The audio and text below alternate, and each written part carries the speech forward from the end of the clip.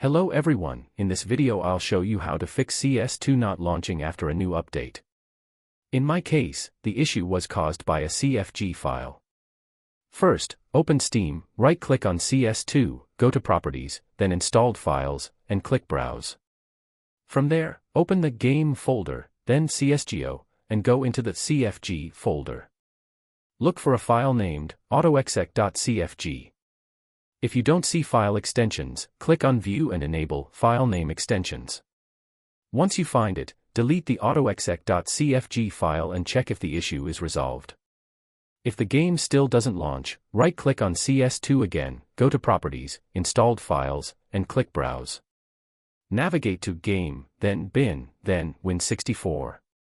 Find the CS2.exe file, right-click on it, select Show More Options, then Properties, and go to the Compatibility tab. Make sure compatibility mode is set properly, and uncheck both, disable full screen optimizations, and run this program as administrator. Apply the changes and test the game again. If the problem continues, make sure your GPU drivers are fully updated. For example, if you're using NVIDIA, open the NVIDIA app and update your drivers from the Drivers section. Next, close Steam completely. Open File Explorer, go to Local Disk C, then Program Files, x86, and open the Steam folder. Inside, locate the User Data folder and delete it.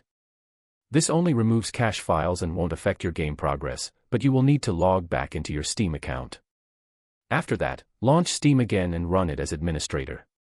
You can do this by right-clicking Steam and selecting Run as Administrator.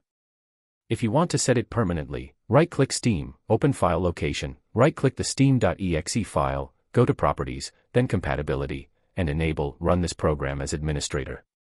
Now launch CS2 again, and it should work fine. That's it.